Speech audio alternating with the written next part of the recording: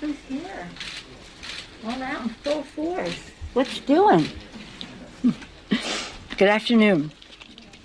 Thank you very much for accommodating the excitement that we had this morning with the visit of the President of the United States, a president with a big vision for America, and he came to speak to us about how he saw things now, presenting a framework about building that better with women. I've said over and over again, the provisions in the bill are about children learning, parents earning, and that means with universal pre-K and child care, with home health care, with child care tax credit and all the rest. That is a liberation for women to be able to pursue their careers, help take care of their families while their children and their family members are cared for.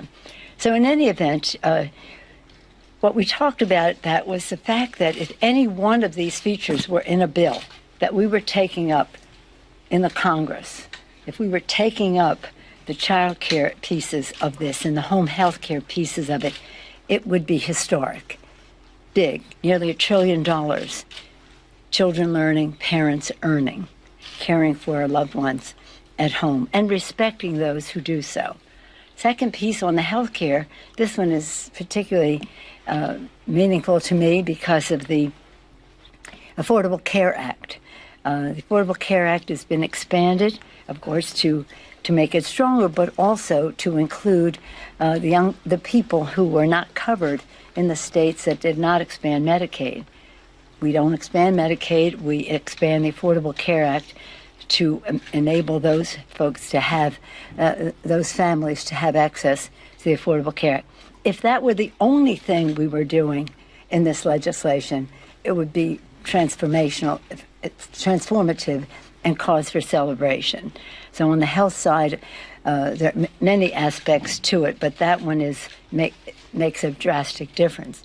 And then when we go to the third bucket, climate, well, as one who, when I was speaker first time, the climate issue, well, for a long time has been my flagship issue, but at that time, I formed a select committee on climate, and we got good things with President Bush in terms of an energy bill, but not a climate bill.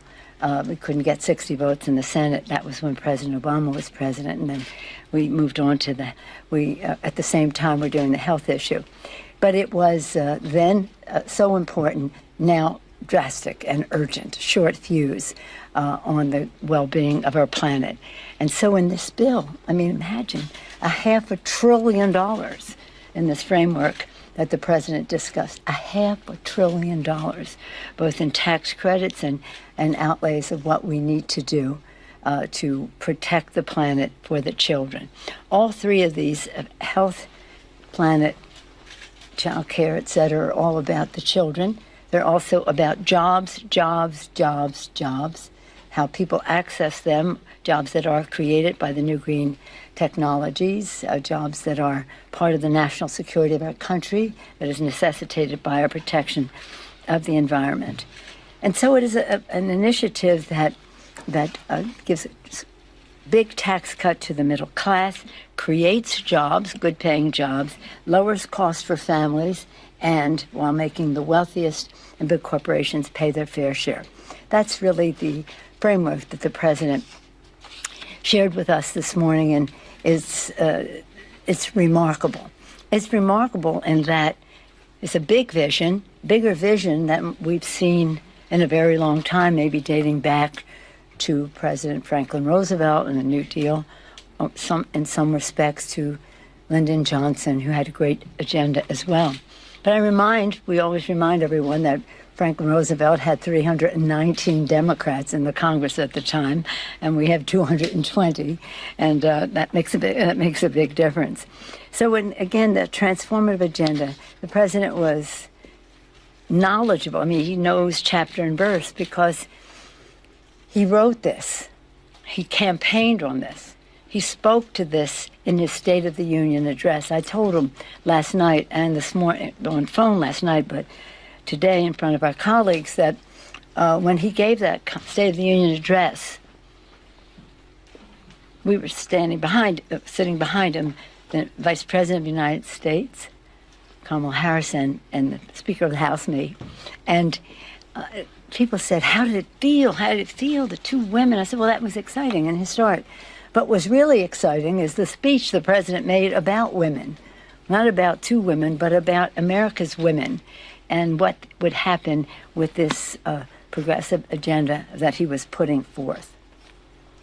At the same time, we're moving forward with BIF, a once-in-a-century chance to rebuild the infrastructure that has been passed the Senate a while back.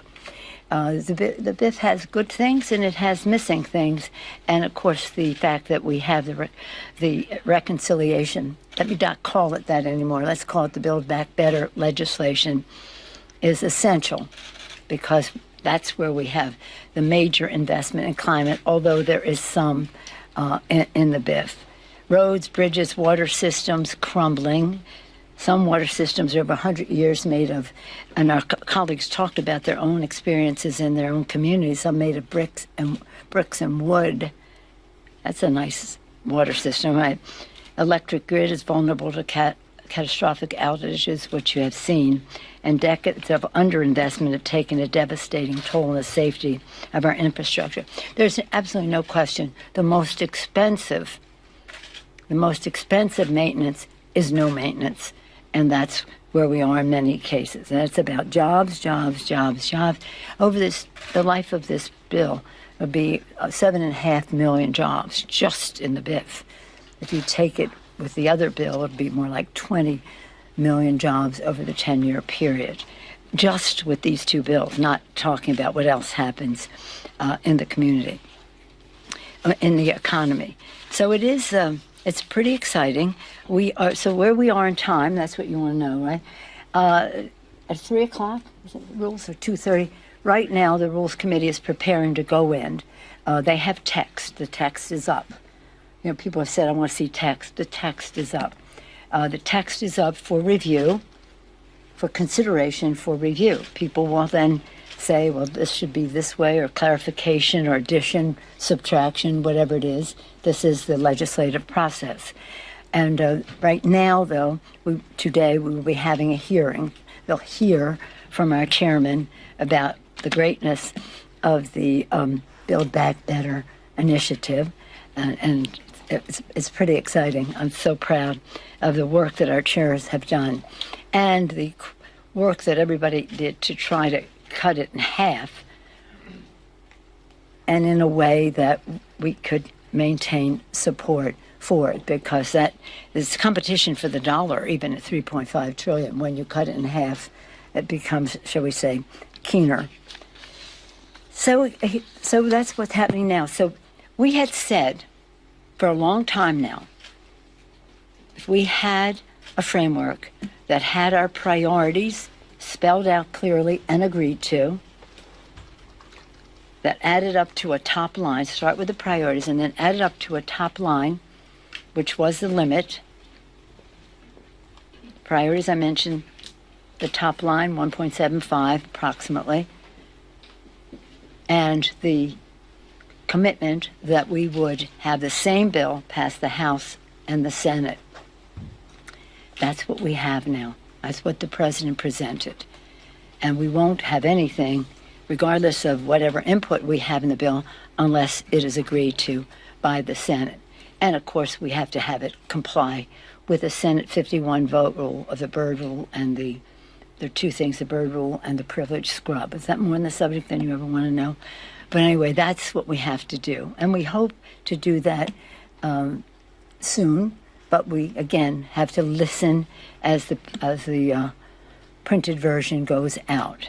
There's some clarifications that will come forth because it's always moving a bit, and that will happen in the manager's amendment. So we're on a path to get this done. But for those who said, I want to see text, the text is there for you to review, for you to complain about, for you to add to, for subtract from, whatever it is, and we'll see what consensus emerges from that. But we're really very much on a path. So that's where we are. We have the BIF, we have the hearing today. We have the text out there. We're on a path to get this all done. Thank you, Madam Speaker. We've been hearing from a lot of progressives who say they would still not vote for this package. So is it premature to move forward with a vote on the bipartisan package today? And do you trust that Senators Manchin and Sinema will vote based off of what is outlined in this framework? Well, I trust the President of the United States. And again, the text is out there. If they have anybody, any senator, any House member, have some suggestions about where their comfort level is or their dismay might be, then we welcome that. But I trust the President of the United States. We will. We have, all the things I named, we have agreement on most of those things. Now, when people see the language, they may say, well, this goes more further than I thought. I don't know. We'll see what they say back. But we are within range on those things. There's some things that aren't not in. I frankly have not given up on, but being a mother of 5 and 6 years, I always bring that up. Change more diapers than anybody in the Congress. I still would like to see paid leave for the babies if we can't get the rest. But that's still a work in progress, shall we say? Yes. Yeah. When you hear from some of your members, like Cori Bush from Missouri, who say that she felt that she was, quote, her word, bamboozled by what she was expecting today, and from Illa Jayapal, the chair of the Congressional Progressive Caucus, saying that she has the vote to keep the infrastructure bill from passing, what's your response when you hear that sort of dissension in your caucus about where you stand when you present a very positive picture of where you are? Well, I have respect for all of our members in the full spectrum of the big tent that is our Democratic Party. And they have concerns when they hear Senator Manchin say something. Others have concerns when they hear that something. Everybody has the chance to say what they wish. Yes, sir. So one of the things the progressives want is to have a vote on the Build Back Better bill at the same time as the infrastructure bill. Yeah, that's right. That's what they Why said. not just delay it for a few days, a week, or whatever, in order to move these bills at the same time? Why are you insisting on having this infrastructure? Well, we have had a target for this for a long time. You have to remember that we planned for $3.5 trillion. We were totally ready. And I say this because I feel some level of responsibility for working everybody so hard to be on time for September 15th. And then the rug was pulled out when they said we're not going that high. And then we had to take it down. But in the meantime, the clock did not stop ticking on the calendar. Did I mix my metaphors there or my time frames? So when we see that October 31st is the date of expiration of the Highway Trust Fund, then we made this the target date for us to get this done. We need certainty. Let me just read this to you from our colleague. Today, if the House does not pass the bill by October 31st, this is from Peter DeFazio, surface transportation programs once again must be extended. Without an authorization in place, the Federal Highway Administration, the Federal Motor Carrier Safety Administration, the National Highway Traffic Safety Administration, and the Federal Transit Administration will have to cease affected operations. As a result, they would force furlough of approximately 3,700 employees at the U.S. Department of Transportation. Short-term extensions are highly disruptive of transportation project planning and delivery carried out by this department, the states Departments of Transportation, Transit, and all that goes on. So this is professional. Let's do it in a timely fashion. Let's not just keep having postponements and leaving any doubt as to when this will happen. Madam Speaker, Yeah. Madam Speaker, just, you have called this, as has the President, transformation. Excuse me, I'm sorry. I said you and the President have called this legislation This transformation. transformational, the Build Back Better Act. But how is this transformational if you're having to cut things like paid leave, If you have to do what? I said, how is this transformational if you're having to cut things like paid leave, these major climate programs, and what are the plans going forward to try to deal with them? Well, thank you so much for your question. It is transformative and it is historic in its the issues that it addresses, and it's not issues, these are values. These are values and the resources that are allocated there. I'm still fighting for paid leave. I frankly have a hard time debating it because I don't understand why we wouldn't have that. But nonetheless, that does not undermine the fact that we have nearly $1 trillion in universal pre-K, child care, child tax credit, home health care, and the rest.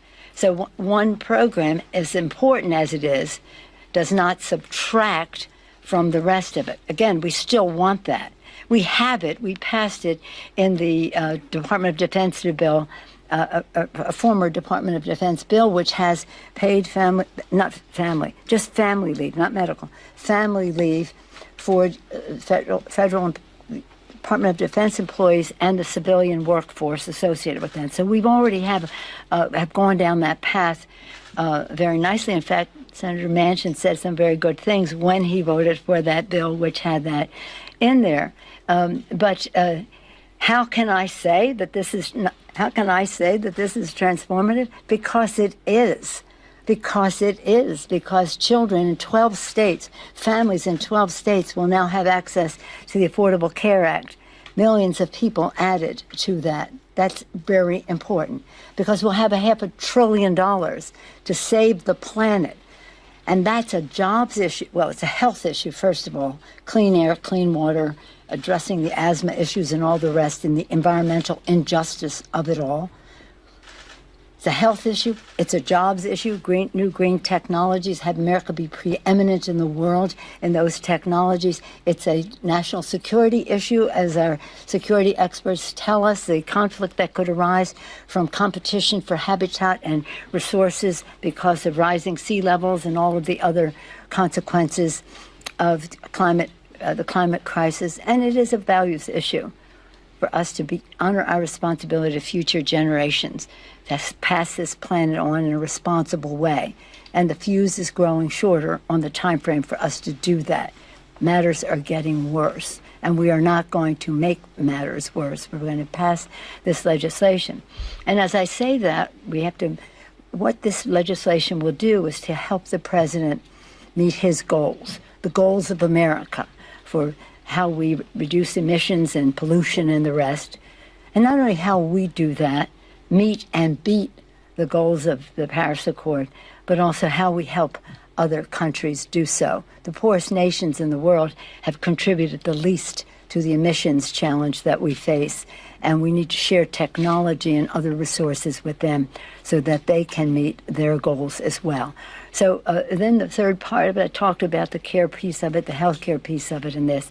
This is quite remarkable. And if you took any one piece of it, it would be transformative and historic. Taking together, it's quite a spectacular vision that President Biden has put forth. I salute him for it. And when I tried to, shall we say, make a case for this or that, he said, "You don't have to tell me. I wrote it. I know the particulars." And that was what was so demonstrated this morning, his meticulous attention to detail, his encyclopedic knowledge of everything that was in the bill.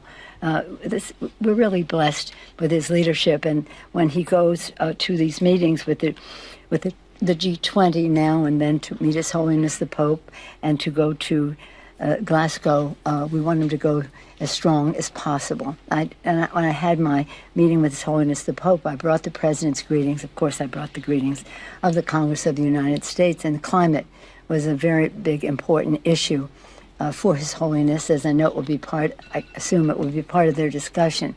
But the climate issue is not just about, as I say, health and that. It's about people in poverty taking a terrible bite of this wormy apple called the climate crisis. So it's a big values issue for us. Anytime you want to ask me why I think this is transformative, I'm happy to answer that question. Yes, ma'am. I'm partial to one. The White House framework includes a $100 billion investment that they say is separate for immigration. Mm-hmm. Is that separate within the Build Back Better Act, or is it separate from the Build Back Better? It's over and above the 1.75. It's over and above. Yeah. Yeah. That was the last question. Yes, thank you all very much. Are you holding an infrastructure vote today? Have you made that decision? Hold on, guys. Hey. So are you holding an infrastructure vote today? No, Are you holding an no, I'm just infrastructure- getting my math. Well, Are you- but that's very important. Will there be an infrastructure vote today? That sounds like it's a no if you're not going to Can say you yes. hold it open?